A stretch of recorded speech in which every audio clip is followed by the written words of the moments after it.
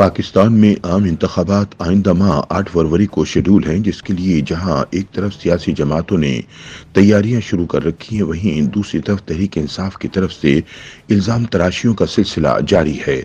عام انتخابات میں اپنی شکست فاشت کو دیکھتے ہوئے پی ٹی آئی کی طرف سے ایک طرف ریاستی اداروں اور خفیہ ایجنسی کو مورد الزام ٹھہرایا جا رہا ہے، وہیں یوتھی رہنماؤں کی جانب سے اپنے اہل خانہ کو ہراساں کرنے اور ڈرانے دھمکانے کے الزامات بھی تواتر سے سامنے آ رہے ہیں۔ دوسری طرف عمران ڈوز نے اپنے گھر کی خواتین کو بھی سیاست میں استعمال کرنا شروع کر دیا ہے۔ کبھی پولیس پر گھریلو خواتین کو تشدد کا نشانہ بنانے کا الزام عائد کیا جاتا ہے تو کبھی خواتین کو ہراساں کرنے کا واویلا کیا جا رہا ہے۔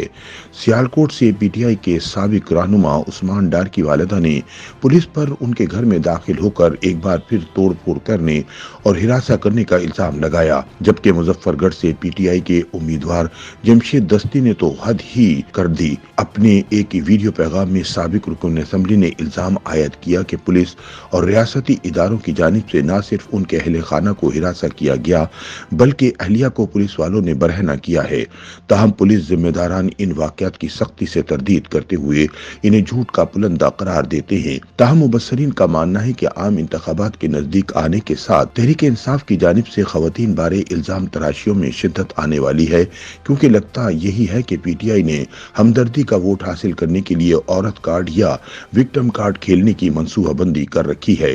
تجزیہ کاروں کے مطابق social media per propaganda strategy P T I شروع سے بناتی رہی ہے اور اس میں اضافہ دیکھا جا رہا ہے۔ یہ سوچا سمجھا منصوبہ ہے اور لگتا ہے کہ پی ٹی آئی الیکشن کے بعد کی حکمت عملی کے لیے سٹیج تیار کر رہی ہے۔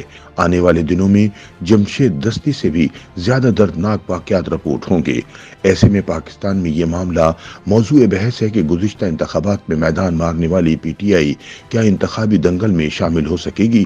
مبصرین کے مطابق اس وقت صورتحال یہ ہے کہ پی ٹی آئی کے بانی chairman Imran Khan, vice chairman Shah Mahmood Qureshi, صدر چودھری پرویز الہی سمیت متعدد رہنما پابند سلاسل ہیں۔ پارٹی کے کئی رہنما 9 مئی کے واقعات کے بعد سے ہی روپوش ہیں۔ سیاسی مبصرین سمجھتے ہیں کہ تمام چھوٹی بڑی سیاسی جماعتیں اپنا پورا زور لگا رہی ہیں کہ وہ اپنے بہترین امیدوار میدان میں اتاریں تاکہ جیت کو یقینی بنایا جا سکے۔ تجزیہ کار اور کالم نویس سہیل وڑائچ کہتے ہیں کہ ایک سیاسی جماعت کے کاغذات نامزدگی بڑے پیمانے پر مسترد ہوئے ہیں، یہ کوئی مناسب بات نہیں ہے۔ ان کا کہنا تھا کہ ہر انتخابات میں اسٹیبلشمنٹ کا کسی نہ کسی سیاسی جماعت کی طرف جھکاؤ ہوتا ہے، لیکن وہ عام طور پر خفیہ ہوتا ہے۔ لیکن گزشتہ انتخابات کی نسبت ان انتخابات میں اسٹیبلشمنٹ کی مداخلت زیادہ دکھائی دے رہی ہے۔ سہیل وڑائچ مزید کہتے ہیں کہ جب تک سیاسی جماعتوں کی پوزیشن واضح نہیں ہوتی، کون کہاں کھڑا ہے اور کس کو کتنی لیول پلینگ فیلڈ مل رہی ہے، اس وقت تک انتخابات کے بارے میں کچھ کہنا قبل از وقت ہوگا۔ دوسری جانب تجزیہ کار اور کالم نویس افتخار احمد سمجھتے ہیں کہ پاکستان تحریک انصاف انتخابات کا بائیکاٹ نہیں کرے گی۔ جن امیدواروں کے کاغذات نامزدگی مسترد ہوئے ہیں ان کے پاس اپیلیں دائر کرنے کا موقع ہے۔ افتخار احمد کہتے ہیں کہ صوبہ سندھ میں grand democratic alliance G D A کے بیشتر امیدواروں کے کاغذات نامزدگی مسترد ہو گئے ہیں، جبکہ زیادہ توجہ پنجاب میں مسترد ہونے والے کاغذات نامزدگی پر دی جا رہی ہے۔ واضح رہے کہ الیکشن کمیشن کے مطابق پاکستان بھر سے قومی اور صوبائی اسمبلی کی نشستوں پر 25,951 امیدواروں نے کاغذات نامزدگی جمع کرائے تھے۔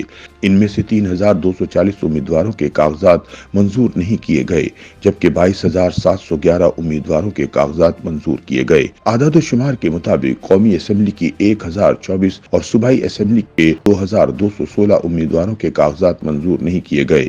ای سی پی کے مطابق پنجاب سے قومی اسمبلی کے 521، اسلام آباد کے 93، سندھ کے 166 امیدواروں کے کاغذات مسترد ہوئے۔ خیبر پختونخوا سے قومی اسمبلی کی نشستوں پر 152، بلوچستان سے 92 سیٹوں پر امیدواروں کے کاغذات مسترد کیے گئے۔